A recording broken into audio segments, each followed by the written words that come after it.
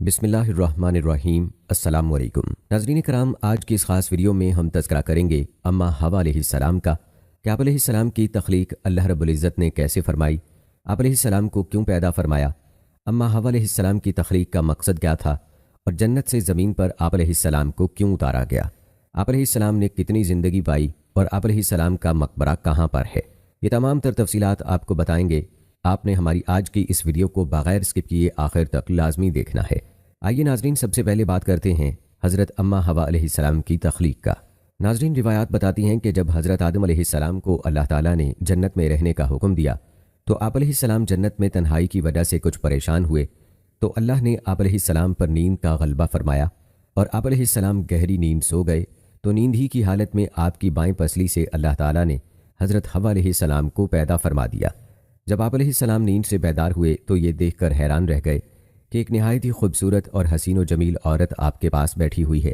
آپ نے ان سے فرمایا کہ تم کون ہو اور کس لیے یہاں آئی ہو؟ تو حضرت حوا علیہ السلام نے جواب دیا کہ میں آپ کی بیوی ہوں اور اللہ تعالیٰ نے مجھے اس لیے پیدا فرمایا ہے تاکہ آپ کو مجھ سے انس اور سکون قلب حاصل ہو اور مجھے آپ سے انسیت اور تسکین ملے، اور ہم دونوں ایک دوسرے سے مل کر خوش رہیں اور پیار و محبت کے ساتھ زندگی بسر کریں اور اللہ تعالیٰ کی نعمتوں کا شکر ادا کرتے رہیں۔ ناظرین، قرآن پاک کی سورہ نساء کی آیت نمبر 1 میں اللہ تعالیٰ نے حضرت حوا علیہ السلام کے بارے میں ارشاد فرمایا، اور اسی میں سے اس کا جوڑا بنایا اور ان دونوں سے بہت سے مرد و عورت پھیلا دیے۔ ناظرین، یہ اللہ تعالیٰ کی حکمت تھی، اور اللہ تعالیٰ نے پہلے حضرت آدم علیہ السلام کو پیدا فرمایا، پھر اماں حوا علیہ السلام کو پیدا فرمایا، اور پھر اللہ نے حکم دیا، اے آدم، تو اور تیری بیوی دونوں جنت میں رہو سہو اور جس جگہ جو چیز پسند آئے شوق سے کھاؤ، مگر دیکھو وہ جو ایک درخت ہے تو اس کے قریب بھی نہ جانا، اگر گئے تو یاد رکھو تم زیادتی کرنے والوں میں سے ہو جاؤ گے۔ ابلیس جو آتش انتقام میں جل رہا تھا، اس نے آدم علیہ السلام اور حوا علیہ السلام کے دل میں وسوسہ ڈالا کہ آپ کو اس درخت سے اس لیے روکا گیا ہے کہ کہیں آپ کو ہمیشہ کی زندگی حاصل نہ ہو جائے یا آپ فرشتے نہ بن جائیں۔ آدم علیہ السلام اور ان کی اہلیہ حوا علیہ السلام وسوسے میں مبتلا ہو کر شجر ممنوعہ کے پھل کو کھا لیتے ہیں۔ یوں اللہ تبارک و تعالیٰ نے اس موقع پر ان سے جنت کی نعمتوں کو واپس لے لیا اور ان کو جنت سے زمین پر اتار دیا۔ آدم علیہ السلام اور حوا علیہ السلام نے جب معاملے پر غور کیا تو اس بات کو بھانپ گئے کہ اللہ تبارک و تعالیٰ کی مغفرت اور رحمت کو طلب کرنے سے اللہ تعالیٰ کی رضامندی حاصل ہو سکتی ہے، لہٰذا انہوں نے اللہ تبارک و تعالیٰ کی بارگاہ میں جو دعا مانگی اس کو اللہ تعالیٰ نے سورہ اعراف کی آیت نمبر 23 میں بیان فرمایا ہے۔ انہوں نے کہا، اے ہمارے پروردگار، ہم نے اپنی جانوں پر ظلم کیا، اگر تو نے ہمیں معاف نہ کیا اور ہم پر رحم نہ کیا تو ہم یقیناً خسارہ پانے والوں میں سے ہو جائیں گے۔ اللہ تبارک و تعالیٰ نے حضرت آدم علیہ السلام اور سیدہ حوا علیہ السلام کی دعا کو قبول و منظور فرما لیا، اور ساتھ ہی اولاد آدم یعنی بنی نوع انسان کو مخاطب ہو کر یہ بات کہی کہ اے بنی آدم، تمہیں شیطان فتنے میں مبتلا نہ کر دے جس طرح اس نے تمہارے بابا آدم اور حوا کو زمین پر منتقل کر دیا۔ پیارے دوستو، تخلیق انسانیت کے مقاصد پر جب ہم غور کرتے ہیں تو یہ بات سمجھ میں آ جاتی ہے کہ اللہ تبارک و تعالیٰ نے انسانوں کو زمین پر بلا مقصد نہیں اتارا، بلکہ اس کے پیچھے بڑا مقصد یہ تھا کہ انسان اللہ تبارک و تعالیٰ کی نصیحت، اس کی وحی اور اس کی طرف نازل کردہ تعلیمات پر عمل کرے۔ اللہ تبارک و تعالیٰ نے زمین پر اس کے دشمن ابلیس اور اس کے لشکر کو بھی آزمائش کے لیے آباد کیا۔ ابلیس اور اس کا لشکر انسانوں کو گناہوں کی دلدل میں دھکیلنے کے لیے ہر وقت سرگرم عمل رہتا ہے۔ وہ ان کو اعتقادات، معاملات، عبادات، معاشرت اور دیگر بہت سے معاملات میں اللہ تبارک و تعالیٰ کی تعلیمات سے غافل کر کے ان کو راہ ہدایت سے بھٹکانا چاہتا ہے۔ ابلیس اور اس کے لشکر کا بنیادی ہدف یہ ہے کہ انسانوں کو تباہ و برباد اور ناکام کر کے ان کو اس دنیا میں اللہ تبارک و تعالیٰ کی تعلیمات سے غافل کر دیا جائے اور آخرت میں ان کو جہنم کے گڑھے میں گرا دیا جائے۔ دوستو، یہ ابلیس اور اس کی جماعت ہی کی وجہ سے ہوا کہ انسان نے اللہ تعالیٰ کے احکام سے روگردانی کی اور اس دنیا میں سرکشی کی ابتدا ہوئی، اور پھر آہستہ آہستہ لوگ اللہ سے دور ہوتے گئے اور ابلیس ملعون نے ان کو اللہ کی ذات سے دور کر کے بتوں کی پرستش پر لگا دیا۔ آئیے آپ کو بتاتے ہیں کہ اس دنیا میں سب سے پہلی سرکشی کہاں سے شروع ہوئی اور اس سرکشی کی بنیاد کیا تھی۔ دوستو، یہ واقعہ اس وقت کا ہے جب روئے زمین پر انسانی زندگی ابتدائی حالت میں تھی اور حضرت حوا علیہ السلام کے بطن سے ایک لڑکا اور ایک لڑکی پیدا ہوتے تھے۔ ایک ساتھ پیدا ہونے والے لڑکے اور لڑکی کا نکاح دوسری مرتبہ پیدا ہونے والے لڑکے اور لڑکی کے ساتھ کر دیا جاتا تھا۔ حابیل اور قابیل یہ دونوں حضرت آدم علیہ السلام کے بیٹے ہیں۔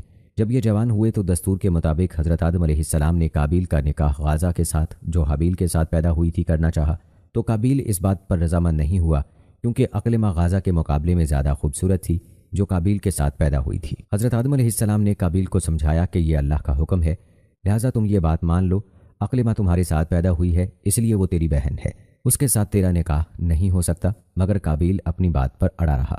بالآخر حضرت آدم علیہ السلام نے ان دونوں بھائیوں کو حکم دیا کہ تم دونوں اپنی اپنی قربانی اللہ کے حضور میں پیش کرو، جس کی قربانی مقبول ہوگی وہی اقلمہ سے نکاح کا حقدار ہوگا۔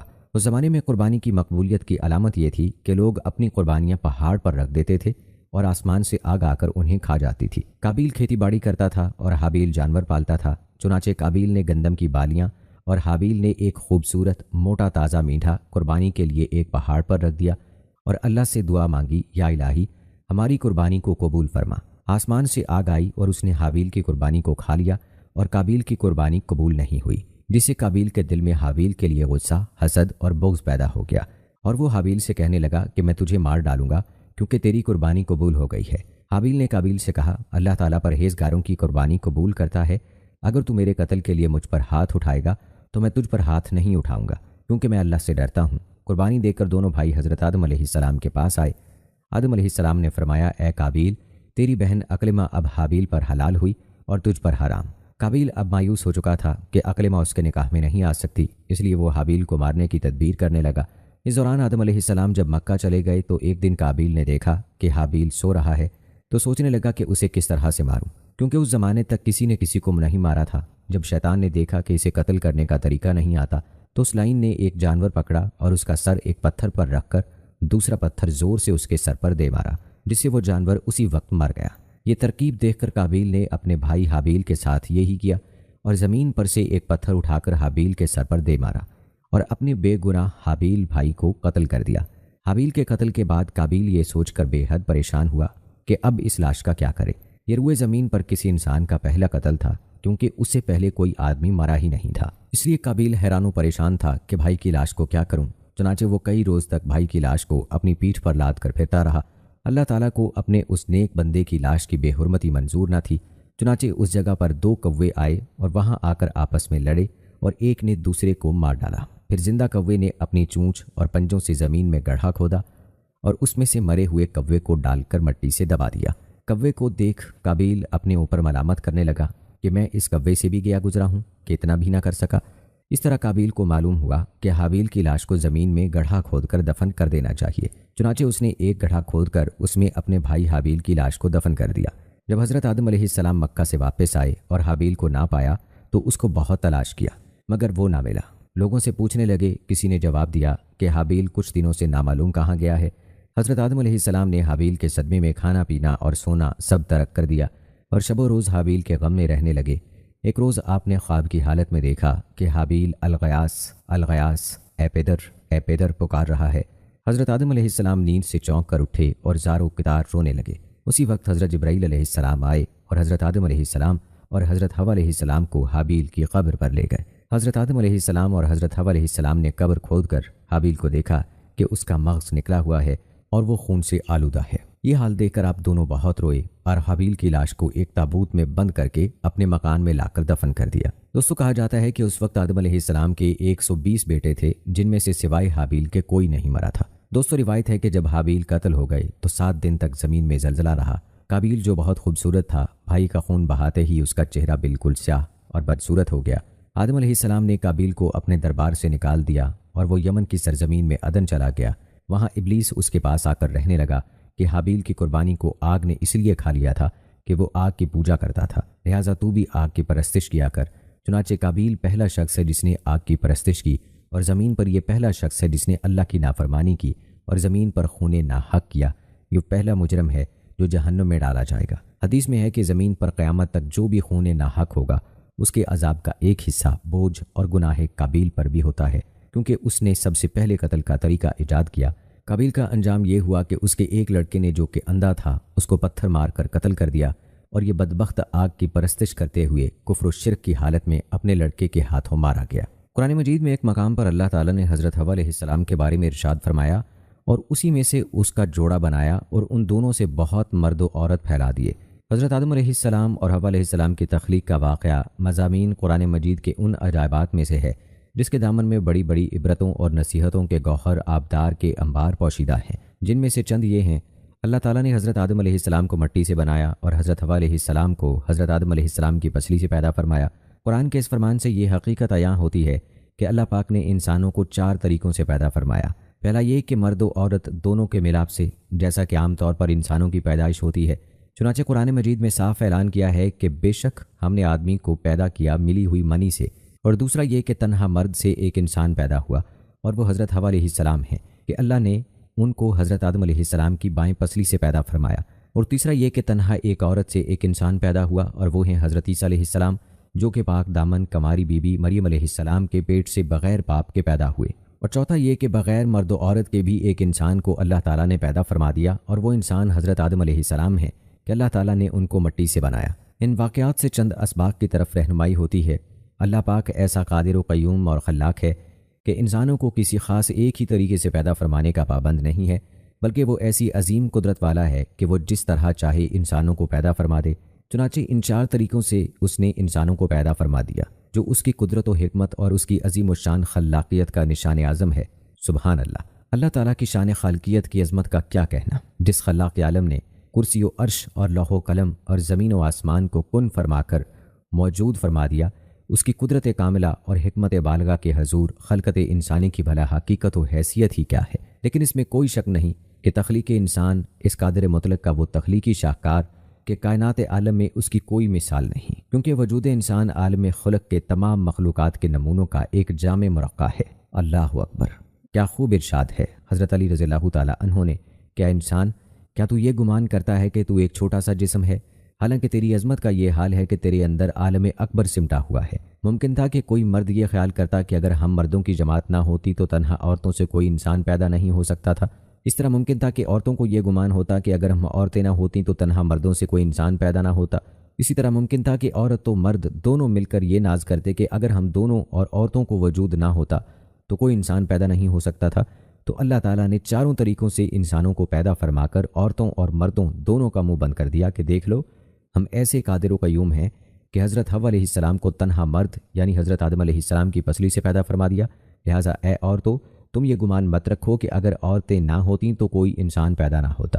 اسی طرح حضرت عیسیٰ علیہ السلام کو تنہا عورت کے پیٹ سے بغیر مرد کے پیدا فرما کر مردوں کو تنبیہ فرما دی کہ اے مردو تم یہ ناز نہ کرو کہ اگر تم نہ ہوتے تو انسانوں کی پیدائش نہیں ہو سکتی تھی۔ دیکھ لو، ہم نے حضرت عیسیٰ علیہ السلام کو تنہا عورت کے پیٹ سے بغیر مرد کے پیدا فرما دیا، اور حضرت آدم علیہ السلام کو بغیر مرد و عورت کے مٹی سے پیدا فرما کر عورتوں اور مردوں کا منہ بند فرما دیا کہ اے عورتوں اور مردوں تم کبھی بھی اپنے دل میں یہ خیال نہ لانا کہ اگر ہم دونوں نہ ہوتے تو انسانوں کی جماعت پیدا نہیں ہو سکتی تھی۔ دیکھ لو، حضرت آدم علیہ السلام کے نہ باپ ہیں نہ ماں، بلکہ ہم نے ان کو مٹی سے پیدا کیا۔ سبحان اللہ! سچ فرمایا اللہ نے کہ اللہ ہر چیز کا بنانے والا ہے اور وہ اکیلا سب پر غالب ہے۔ وہ جس کو چاہے اور جیسے چاہے اور جب چاہے پیدا فرما دیتا ہے۔ اس کے افعال، اس کی قدرت کسی اسباب و علل اور کسی خاص طور طریقوں کی بندشوں کے محتاج نہیں ہے۔ چنانچہ قرآن مجید میں ارشاد خداوندی ہے کہ وہ جو چاہتا ہے کرتا ہے۔ ایک اور جگہ فرمایا جس چیز اور جس کام کا وہ ارادہ فرماتا ہے اس کو کر ڈالتا ہے، نہ کوئی اس کی مشیت و ارادے میں دخل اندازی ہو سکتا ہے، نہ کسی کو اس کے کسی کام میں چونچ چرا کی مجال ہو سکتی ہے۔ اب دوستو یہاں یہ بھی جان لیجئے کہ حضرت آدم علیہ السلام کو پیدا ہوئے کتنے سال گزر چکے ہیں۔ حضرت آدم علیہ السلام اور حضرت محمد صلی اللہ علیہ وآلہ وسلم کے درمیان وقفہ کیا تھا؟ حضرت نوح علیہ السلام اور حضرت موسیٰ علیہ السلام کے درمیان وقفہ کیا تھا؟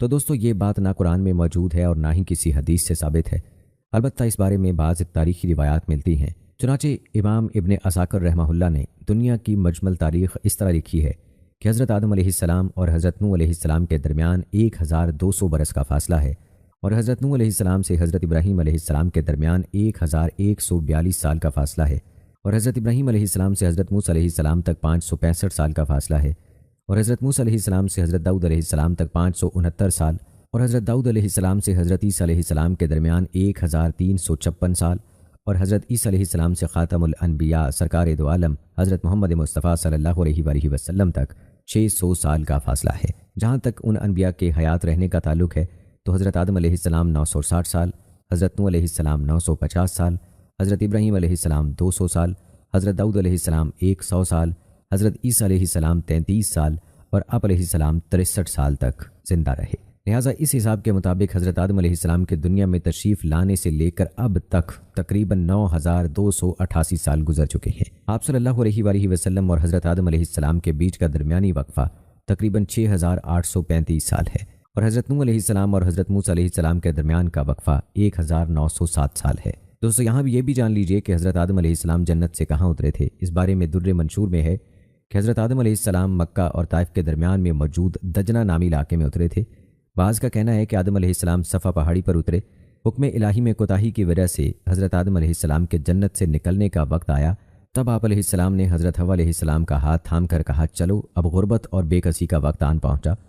اس وقت حضرت جبرائیل علیہ السلام نے آ کر کہا کہ تم دونوں الگ ہو جاؤ، کیونکہ یہی اللہ تعالیٰ کا حکم ہے کہ تم دونوں کو دنیا میں مختلف مقامات پر اتارنا ہے۔ یہ سنتے ہی حضرت آدم علیہ السلام نے حضرت حوا علیہ السلام کا ہاتھ چھوڑ دیا۔ پھر حضرت آدم علیہ السلام کو سری لنکا میں اور حضرت حوا علیہ السلام کو جدہ کے قریب اتارا گیا، اور شیطان کو حضرت آدم علیہ السلام اور حضرت حوا علیہ السلام کے اتارنے سے پہلے ہی ایلا میں اتار دیا گیا تھا۔ اس وقت کے اعتبار سے جدہ اور سرندیب کے درمیان تقریباً 2100 میل کا فاصلہ تھا۔ حضرت آدم علیہ السلام کی جنتی زبان عربی تھی، لیکن وہ ان کو بھلا دی گئی۔ اس کے عوض آپ علیہ السلام کو سریانی زبان عطا کی گئی۔ بعد ازاں جب آپ کی توبہ قبول کر لی گئی تو پھر عربی زبان عطا کی گئی۔ پھر جب آدم علیہ السلام حکم الہی پر حج کے لیے تشریف لے گئے تو آپ علیہ السلام کی ملاقات مزدلفہ کے مقام پر اماں حوا علیہ السلام سے ہوئی۔ اس وجہ سے مزدلفہ کے معنی قربت والی جگہ بنتی ہے۔ جدہ سعودی عرب کا سب سے بڑا شہر ہے۔ حضرت عبداللہ ابن عمر رضی اللہ تعالیٰ عنہ فرماتے ہیں اللہ سبحانہ و تعالیٰ نے حضرت آدم علیہ السلام کو ہندوستان میں اتارا، پھر آپ علیہ السلام مکہ تشریف لے گئے، وہاں سے شام تشریف لے گئے اور وہیں انتقال ہوا۔ اس طرح رسول اللہ صلی اللہ علیہ وآلہ وسلم نے ارشاد فرمایا حضرت آدم علیہ السلام ہندوستان میں اترے تھے۔ ابن عساکر نے ایک روایت نقل کی ہے کہ حضرت آدم علیہ السلام جب زمین پر بھیجے گئے تو انہیں ہندوستان میں اتارا گیا۔ تاریخی اعتبار سے دیکھا جائے تو ہندوستان کے علاقے سیلیون کے جزیرے سرندیپ میں بوز نامی پہاڑی پر آدم علیہ السلام کے قدم کے نشان ملتے ہیں۔ بعد میں یہ پہاڑی سری لنکا کے حصے میں آ چکی ہے، جسے تاریخی روایات کے مطابق حضرت آدم علیہ السلام کے نقش پا سے منسوب کیا جاتا ہے۔ اسی مناسبت سے اس پہاڑی کو آدم کی چوٹی یا کوہ آدم کا نام دیا جاتا ہے۔ اس پہاڑ کو سرندیپ بھی کہا جاتا ہے۔ کوہ آدم کی پہاڑی سری لنکا کی دوسری بڑی پہاڑی ہے۔ 7300 فٹ بلند یہ چوٹی سری لنکا کے دارالحکومت کولمبو سے 220 کلومیٹر کے فاصلے پر ہے۔ سری لنکا کے ضلع رتنا پور میں واقع اس چوٹی تک پہنچنے کے لیے کولمبو سے کینڈی اور پھر ڈلہوزی آنا پڑتا ہے۔ ڈلہوزی شہر کے قریب سے یہ پہاڑی شروع ہوتی ہے۔ کوہ آدم پر چڑھنے کے لیے موزوں وقت رات کا ہے۔ رات کو 11-12 بجے کے درمیان سیاحوں کی اکثریت سفر شروع کرتی ہے۔ پہاڑ کی چوٹی تک پہنچنے کے لیے تقریباً 4.5 گھنٹے مسلسل سفر کرنا پڑتا ہے۔ پہاڑ کو کاٹ کر 7,500 سیڑھیاں بنائی گئی ہیں۔ پہاڑ کا 2/3 سفر تو سیاح آسانی طے کر لیتے ہیں، لیکن چوٹی کے قریب کا 1/3 سفر انتہائی دشوار ہے۔ یہاں سے آگے کے سفر میں پہاڑ کی عمودی سطح پر بنائی گئی ان سیڑھیوں کے دونوں جانب لگی سٹیل کی ریلنگ پکڑ کر ہی اوپر چڑھا جا سکتا ہے۔ کوہ آدم کی چوٹی پر نقشے پا آدم کو ڈھانپ کر محفوظ کر دیا گیا ہے۔ وقفے سے اسے عام زیارت کے لیے کھولا جاتا ہے۔ زائرین کی بڑی تعداد بدھ مت کے مقررہ اصولوں کی پاسداری کرتے ہوئے زیارت کرتی ہے۔ یہ نقش ایک سخت سیاہ پتھر میں ہے۔ اس گڑھے میں دائیں پاؤں کا نشان ہے جو تقریباً 5 فٹ لمبا اور 2 فٹ چوڑا ہے۔ اس پاؤں کے نقش کی لمبائی اور چوڑائی سے کسی بھی انسان کے جسم کے قد کا اندازہ 35 فٹ لگایا گیا ہے۔ کوہ آدم پر واقع نقش پاک کے مقام تک پہنچنے کے لیے کئی آرام گاہیں بنائی گئی ہیں۔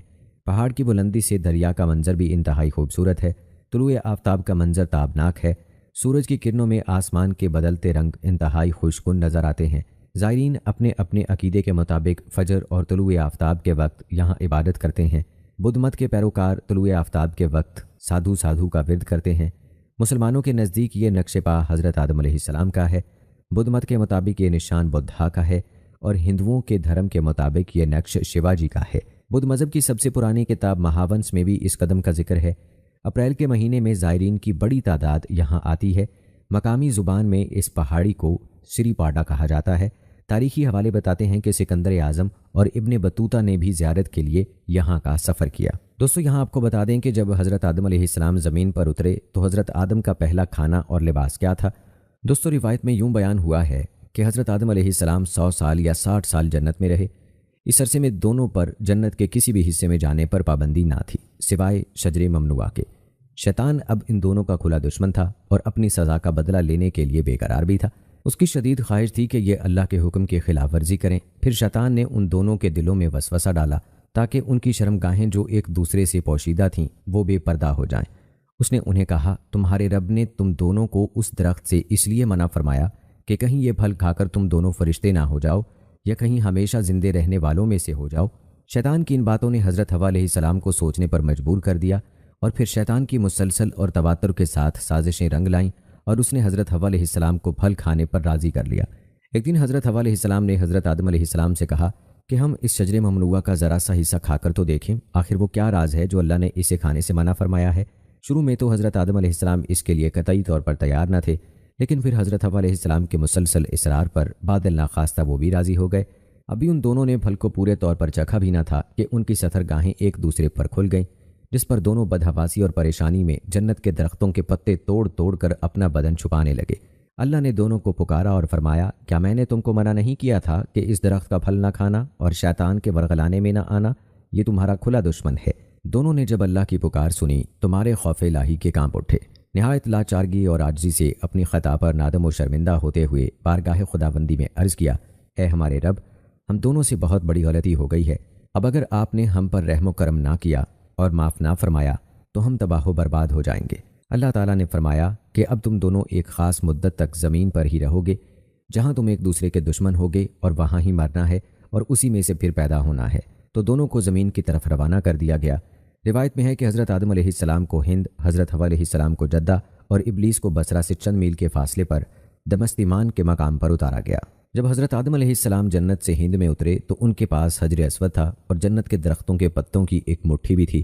پھر حضرت آدم علیہ السلام نے ان پتوں کو زمین پر پھیلا دیا اور یہ خوشبودار درخت ان پتوں ہی کی پیداوار ہیں۔ حضرت آدم علیہ السلام زمین پر آنے کے بعد نہایت شرمسار اور افسردہ تھے۔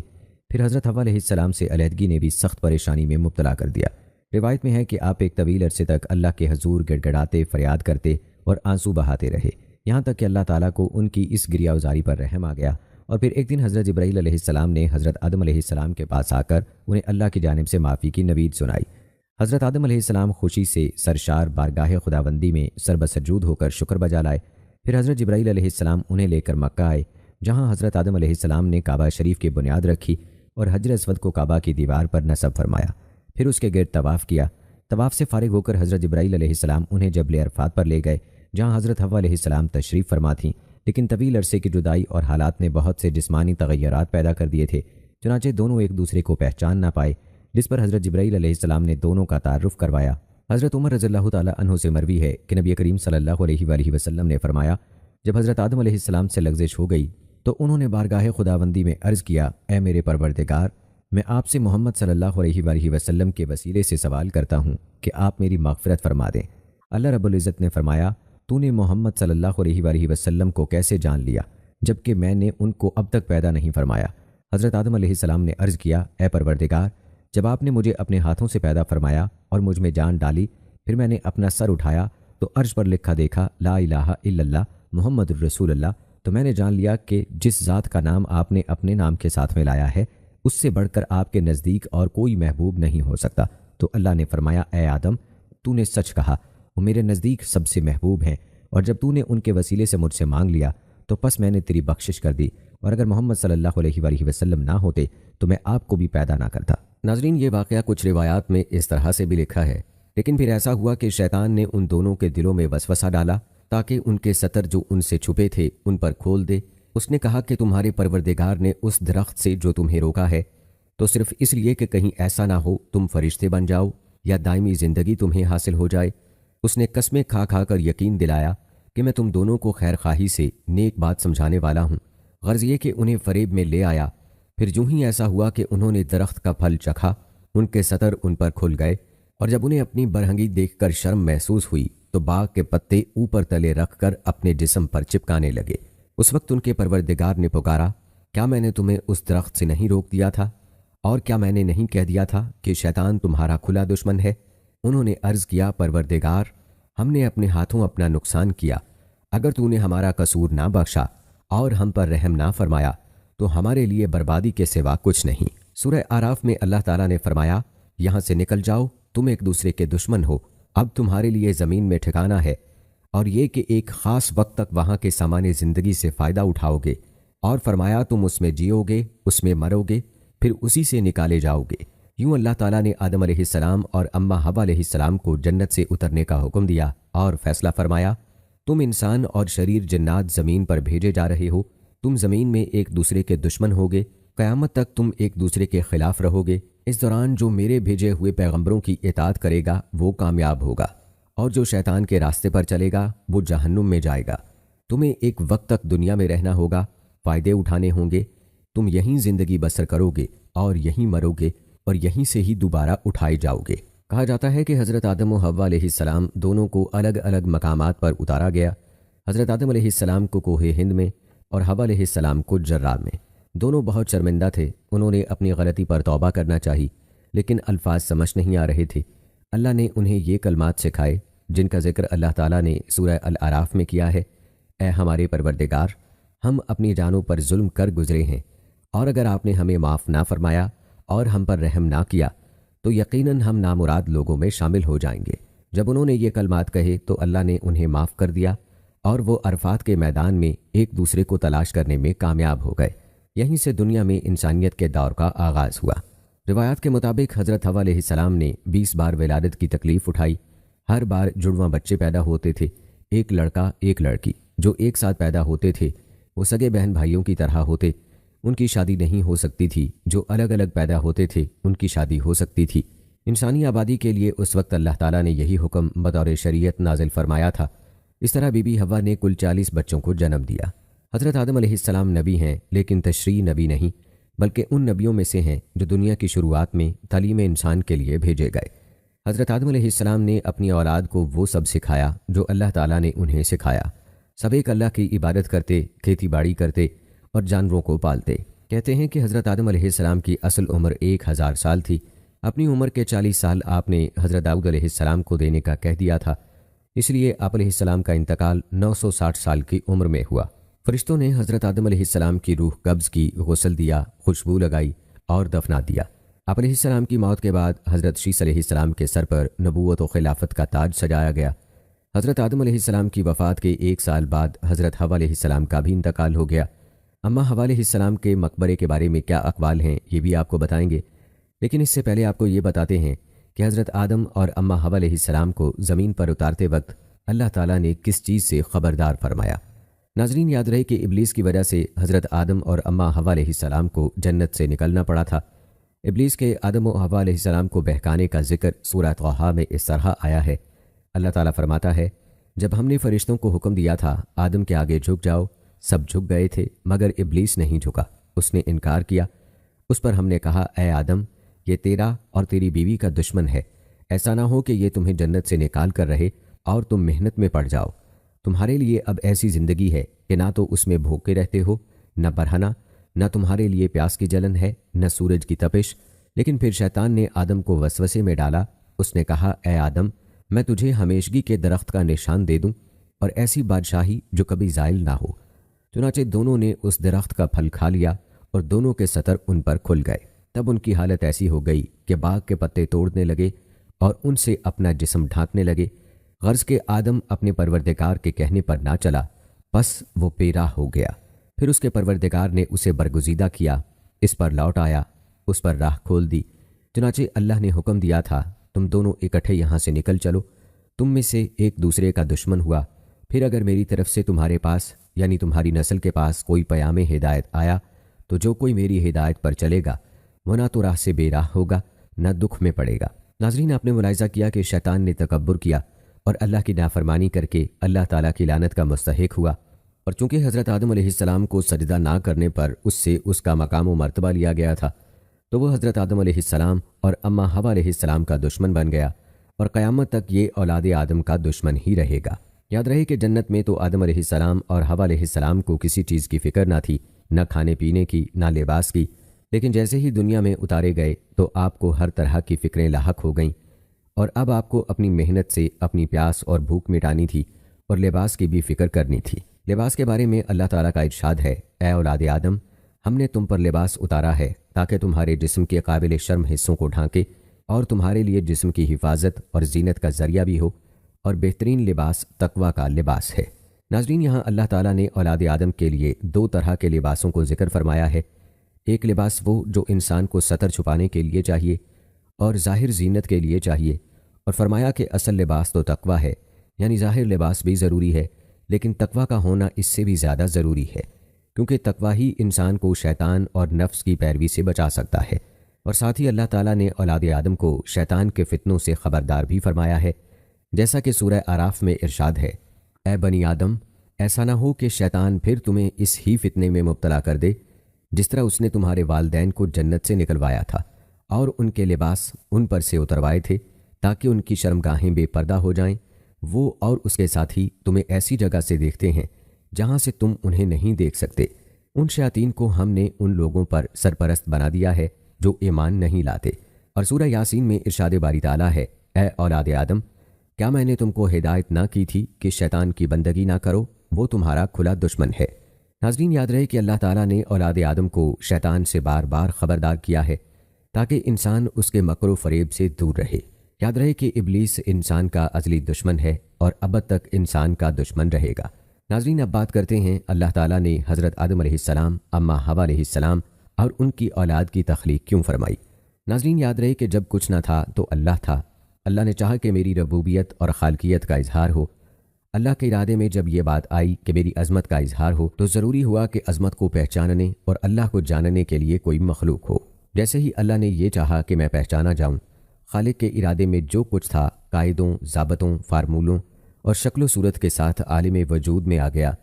عالم وجود کا نام کائنات ہے۔ کائنات ایک ایسے خاندان کا نام ہے جس میں بے شمار انواع ایک کنبے کی حیثیت رکھتی ہیں۔ ناظرین، عظمت و ربوبیت اور خالقیت کے اظہار کے لیے ضروری تھا کہ کوئی مخلوق ایسی ہو جو حکمت کائنات کے رموز سے واقف ہو۔ واقفیت کے لیے لازم تھا کہ مخلوق ان صفات کی حامل ہو جو کائنات کی تخلیق میں کام کر رہی ہیں۔ اس مقصد کے لیے اللہ نے انسان کو اپنی صفات پر تخلیق کیا اور اسے ان صفات کا علم عطا کر کے خلافت و نیابت سے سرفراز کیا۔ جیسا کہ سورہ بقرہ میں یہ واقعہ تفصیل کے ساتھ مذکور ہے کہ اللہ نے جب آدم علیہ السلام کی تخلیق کا تذکرہ فرشتوں سے کیا اور انہیں بتایا کہ میں زمین پر اپنا نائب بنانے والا ہوں، تو فرشتوں نے عرض کیا کہ اگر آدم علیہ السلام کی پیدائش کا مقصد یہ ہے کہ آدم رات دن تیری عبادت کرے گا اور تیری عظمت و بزرگی بیان کرے گا، تو ہم پہلے سے ہی اس کام کے لیے موجود ہیں۔ ہم ہر لمحہ تیری حمد و ثنا میں لگے رہتے ہیں اور بغیر کسی حیل و حجت کے تیرا حکم بجا لاتے ہیں۔ اس مٹی کے پتلے سے فتنہ و فساد کی بو آتی ہے۔ تو اللہ نے فرشتوں کی بات کو رد نہیں کیا اور ارشاد فرمایا کہ جو میں جانتا ہوں وہ تم نہیں جانتے۔ ناظرین، پھر اللہ نے آدم علیہ السلام کو تخلیق کائنات کے رموز اور فارمولوں کا علم عطا کر کے فرشتوں کے سامنے پیش کیا اور فرشتوں سے کہا کہ اگر تم حکمت کائنات سے واقف ہو تو بیان کرو۔ فرشتوں نے عرض کیا، ہم تو اتنا ہی جانتے ہیں جتنا آپ نے ہمیں سکھا دیا ہے، اور حقیقت میں علیم و حکیم آپ ہی ہیں۔ جب حضرت آدم علیہ السلام نے فرشتوں کے سامنے اللہ کے عطا کردہ علم کا مظاہرہ کیا تو اللہ نے فرمایا، میں نے نہ کہا تھا کہ تم کو مجھ کو معلوم ہے پردے آسمان و زمین کے، اور معلوم ہے جو تم ظاہر کرتے ہو اور جو چھپاتے ہو۔ شرف انسان پر مہر تصدیق ثبت کرنے کے لیے اللہ تعالیٰ نے فرشتوں کو حکم دیا کہ وہ حضرت آدم علیہ السلام کو سجدہ کر کے ان کی حاکمیت کو تسلیم کر لیں۔ ناظرین، معلوم ہوا کہ حضرت آدم علیہ السلام اور اماں حوا علیہ السلام اور ان کی اولاد کی تخلیق کا مقصد یہ ہے کہ انسان اللہ کی ذات کو پہچانے اور اس کی اطاعت و بندگی کرے اور اس زمین میں اللہ تعالیٰ کا خلیفہ بن کر زندگی بسر کرے اور خود شیطان کی گمراہیوں سے محفوظ رکھے۔ یہاں ہر انسان کو اپنی زندگی کا محاسبہ کرنے کی ضرورت ہے کہ آیا جس مقصد کے لیے اللہ نے ہمیں پیدا کیا ہے ہم اس مقصد پر زندگی بسر کر رہے ہیں یا ہم اپنے مقصد کو بھلا چکے ہیں۔ ناظرین، آئیے اب آپ کو اماں حوا علیہ السلام کے مقبرے کے حوالے سے بتاتے ہیں کہ آپ علیہ السلام کا مقبرہ کہاں موجود ہے۔ ناظرین، کہتے ہیں کہ جدہ کے باہر سمندر کے کنارے ایک قبر کا نشان ہے جس کے متعلق لوگوں کا خیال ہے کہ یہ اماں حوا علیہ السلام کی قبر ہے۔ یہودیوں کی روایات کے مطابق آدم اور حوا علیہ السلام کی شادی میں خدا، جبرائیل علیہ السلام اور دوسرے فرشتے شامل تھے۔ جنت سے نکلنے کے بعد آدم علیہ السلام اور حوا علیہ السلام نے مکہ کا سفر کیا اور خدا کی عبادت کی، اور یہیں حوا علیہ السلام کو پہلا حیض آیا۔ کہا جاتا ہے کہ 10 قسم کی سزائیں حوا اور اس کی بیٹیوں کو تجویز ہوئیں، جن میں حیض آنا، حمل اور وضع حمل کی تکالیف شامل ہیں۔ پھر کہا گیا کہ اگر وہ اپنے خاوند کی وفادار رہے گی تو اس کے ساتھ جنت میں جائے گی، اگر وہ بچے کی پیدائش کے دوران میں وفات پا جائے تو شہید کا مرتبہ پائے گی۔ اور یہ بھی کہا جاتا ہے کہ حوا حضرت آدم علیہ السلام کے 2 سال بعد فوت ہوئیں اور ان کے پہلو میں دفن کی گئیں۔ ناظرین، جہاں تک بات ہے جدہ میں اماں حوا علیہ السلام سے منسوب قبر کی، تو اس حوالے سے مورخین کی رائے میں اختلاف ہے۔ بعض سیاحوں اور مورخین نے جو تفصیلات بیان کی ہیں ان سے لگتا ہے کہ اماں حوا علیہ السلام جدہ میں دفن ہیں، اور جدہ میں ایک قبرستان مقبرہ اماں حوا ضرور موجود ہے۔ یہ مقبرہ جدہ کے العماریہ محلے کے آخر اور صحیفہ محلے کے شروع میں واقع ہے۔ بعض مورخین کا دعویٰ ہے کہ یہی وہ مقبرہ ہے جہاں اماں حوا علیہ السلام دفن ہیں، اسی لیے اس کا نام مقبرہ اماں حوا پڑ گیا۔ تو ناظرین کرام، یہ تھی ہماری آج کی ویڈیو۔ امید کرتے ہیں کہ آپ کو پسند آئی ہوگی۔ ہماری آج کی اس ویڈیو کے متعلق اپنی رائے کا اظہار کمنٹ باکس میں لازمی کیجیے گا۔ مجھے اگلی ویڈیو تک کی اجازت دیں۔ فی امان اللہ۔